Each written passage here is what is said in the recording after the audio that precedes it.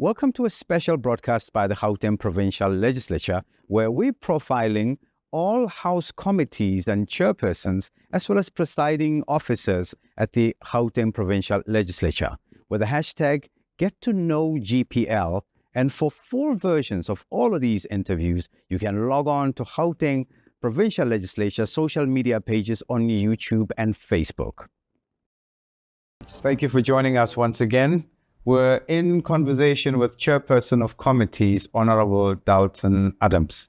Thank you for making time to speak to the people of Gauteng. We truly appreciate. Thank you, Pat. It's an honor to be here this afternoon. Maybe we should start by asking you to tell us a bit about your portfolio in the legislature. Well, the portfolio of the Chair of Chairs in the Gauteng Legislature is a very responsible one. I would describe it as the machinery, or the machine that makes the legislature actually move. Because the Chair of Chairs office is not assigned or designed for a person. There's a lot of people that works in the Chair of Chairs office. I have a Deputy Chair of Chairs. He has his own staff. I have my own staff. But we work collectively in terms of how we coordinate, strategize, organize, and mobilize all the committees. But now in the Gauteng Legislature, we have the executive, which is the premier, and then the MECs. And coupled to the MECs are what we call departments. Those departments are coupled to where we come in now as the oversight committee, committees where we have chairpersons. So that hierarchy and that organogram speaks to the chairpersons of, for example, the chair of health, the chairperson of sports, arts and culture, of roads and transport, etc., etc. There are 10 of them. Those are portfolio committees. And then we have about 8 standing committees, which is governance committees like your programming, your rules, your police and ethics, SCOPA, and OCPOL, etc., etc. Now, all those 18 chairpersons falls under the ambit and the auspices of the Chair of Chairs. Though that is how I find expression in terms of engaging with chairpersons on strategy. Our main objective is lawmaking and oversight, but mostly oversight in terms of holding the executive accountable, holding departments accountable, holding the premier accountable, holding the legislature accountable. Because although we are in the side of the legislature, not the executive, we still have to have oversight over the legislature, which is the speaker, and the deputy speaker and the rest of the executives of the legislature. I am aware that, for example, you've just come from a session today that you are chairing. Are you able to give us more information? Yeah, this is we have 2 what we call chairpersons review sessions. It's a peer mechanism where we hold ourselves as chairpersons accountable. So what we do is we talk about the work of the committees and exactly how they are executing the mandate that they were given in terms of keeping the executive accountable and the departments such. These review sessions, we had one now, as you correctly said. We have another one in December 5th and the 6th is another one. So what happened in these review sessions is we began to discuss in terms of how we will narrow the gap. Because coming into this position, I'm fairly new. I got elected, I think 3 months ago into the Chair of Chairs position. But I'm an activist. I am a person who wants to vehemently and vigorously bring Gauteng down to where the people is. In essence, to bring government down to where the people is. So I want to bridge the divide and the gap between government and the people. And this is how I lead the chairpersons to say we must find ourselves more on the ground than in the corridors of power or in the corridors of government. We must go down to the people. And I think the chairpersons are willing. They're all excited in terms of how they're going to execute their mandate to make sure that they hold the departments accountable. We dealt with issues of corruption, issues of maladministration, of malfeasance, fraud, underspending, overspending, and just to not compromise. so that we can serve the people of Gauteng more effectively, and also to work very closely. And I also, in our agenda, I said it was important that we bring into the fray the leader of government business, which is MEC Raloko. And we brought her in. And today, when she actually spoke, she actually became, in my view, the glue that can bring the chairpersons, the department and executive together. So I think it was very fruitful for us to have this review sessions for the last 2 days. I think the people of Gauteng would love to hear about the programs that you champion. I'm hearing something about a program that I believe you recently would have gotten involved in, human trafficking. Yes, please take us through. It is one of my pet projects that are quite a few. I will talk about that. But human trafficking and kidnapping and abduction is all 3 different things.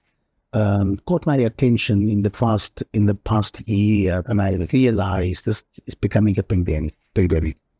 And I began to realize that human trafficking is in the periphery, it's under the shadows. And although the stats are coming out, and increasingly the stats are just becoming more and more big and higher, we needed to get this human trafficking a challenge that we have this pandemic into the spotlight. Because it's really affecting communities. It's coming so close to us, close to our homes, that, in the last quarter, if you look at from January to March, you're talking about easily, 2,000 people being abducted. And it's kidnapped and human trafficked. It's a major challenge for us. So what I did was I took it to one of the areas called Westbury, where I come from, where this crime, and call it for what it is, has also been perpetuated quite a lot, and engage the community. And this is what community wants. Communities wants you to come and speak on bread and butter issues, things that they can relate to, things that they are going through, things that they are feeling, things that actually affects them. The other project that I'll be involved in is the project of the boy child. Is the next one we will be running with. And in fact, let me go back to human trafficking. We'll be going to all the different regions. We were now in Johannesburg, we're going to Mfumeni, then Citybang, and then Swane, and then in Kuruleni. So the other pet project is the one on the boy child, which I feel a lot of focus is on the girl child, which is necessary, but I think the boy child. And because GBV is instinctively locked and linked to the boy child as such. And we need to develop our young men. We need to change their mindsets. We need them to value who they are and get their identity right. And then they will begin to value women and girls and begin to make them realize it's not right the way young men, impregnate 13-year-old girls and leave the girl and just leave. We also deal with the issue of not young men, the issue of sugar daddies, which I believe is really a major challenge that keep men impregnating our young girls. So it's these kind of programs that I feel we need to highlight as the Gauteng Legislature. If you really want to take Gauteng, the legislature and government to the people, deal with the bread and butter issues, the issues that builds families again, because for me, I'm strong on family and how we are able to bring the unit of the family back. And the party that I represent is a party that seriously advocates for family and family values and models. It's interesting you should talk about the boy child, because as we empower the girl child, the boy child needs to also learn how to handle this new, powerful young woman, that's receiving all the necessary support. And, I'm with you there. Public participation, getting the public to engage and to participate in the work of the legislature. I'd love to hear your thoughts.